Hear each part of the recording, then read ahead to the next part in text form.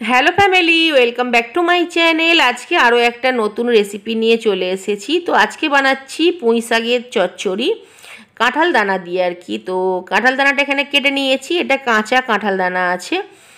তো এদিকে শাক নিয়ে নিয়েছি, পুঁই শাকের সাথে আলুও আছে।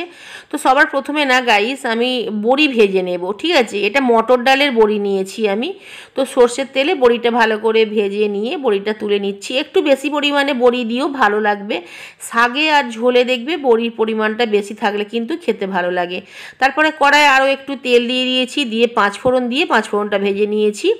এইবারে আমি সবজিগুলো দিয়ে দিলাম। সবজি কিন্তু বেশি ভাজবো না, হালকা একটু তেলে নাড়াচাড়া করে নেব, কিন্তু পাঁচফোড়নটা খুব ভালো করে ভাজতে হবে, মানে লাল লাল করে, যতক্ষণ না পাঁচফোড়নের সেন্ট যেটা গন্ধ আর কি সেটা মানে গোটা রান্নাঘর না ছড়াচ্ছে ততক্ষণ কিন্তু পাঁচফোড়নটা ভাজতে হবে, কারণ ফোড়নের টেস্টটাই কিন্তু চচ্চড়িতে আসবে। যাই হোক, এখানে শাকে যে আলু ছিল তোমাদের বলেছিলাম, আলুটাই দেখালাম, অল্প পরিমাণ আলু দিয়েছি।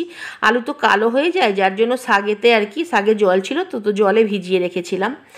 যাই হোক, সব সবজিগুলো হালকা নাড়াচাড়া করে নেওয়ার পরে শাকটা আমি এতে দিয়ে দিচ্ছি, শাক আর আলু।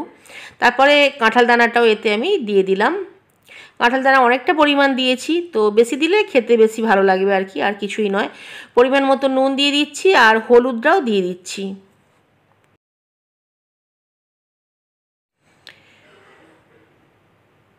এইবারে দিয়ে দিলাম আমি জিরে গুঁড়ো, আর খুব সামান্য একটু দিয়ে দিচ্ছি আমি লঙ্কা গুঁড়ো, খুব সামান্য দিলাম। কাঁচা লঙ্কাও কিন্তু এতে চাইলে তোমরা দিতে পারো।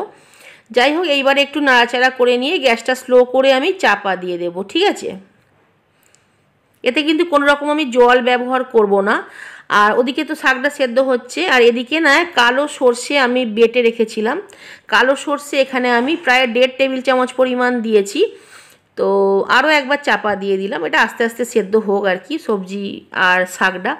তো যাই হোক, যেটা বলছিলাম, কালো সর্ষের সাথে না আমি চিনি নিয়ে নিলাম। কালো সর্ষেটা চিনিটা কিন্তু আমি লাস্টে দেব নামানোর আগে।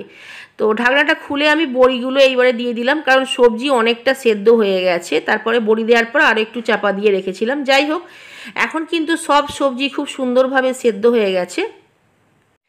আমি কিন্তু শাকে কোনো রকম জল অ্যাড করিনি, ঠিক আছে। তো মানে শাকের আর সবজির জলেতেই কিন্তু পুরো রান্নাটা হয়েছে, তাতে কিন্তু টেস্ট বেশি ভালো আসে। সবজি খুব সুন্দরভাবে যখন সেদ্ধ হয়ে গেছে, তারপরে আর কিছুই নয়, খুব ভালো করে খুন্তি দিয়ে ঘেঁটে দিতে হবে। যেহেতু এটা ছেঁচড়া বা চচ্চড়ি যাই বলো, একটু ঘাঁটা ঘাঁটা ভালো লাগে। তারপরে একটু ওই যে সর্ষে বাটা যেটা রেখেছিলাম ওটাকে আমি দিয়ে দিলাম, আর ওতে তো চিনি ছিল। তো শাক মানেই একটু চিনি লাগবে, আর ঘটি বাড়ি তো চিনি লাগবেই অল্প পরিমাণ।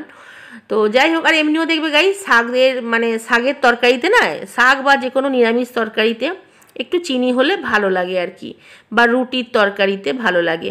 তো গ্যাসটা হাই ফ্লেমে করে খুব ভালো করে আমি মানে জলটা শুকনো করে নিয়েছি। এটা একদম শুকনো শুকনো হবে, তোমাদের দেখাচ্ছি খুব ভালো করে যে আমি কতটা শুকনো করলাম। এতে এখনও একটু জল আছে, ঠিক আছে।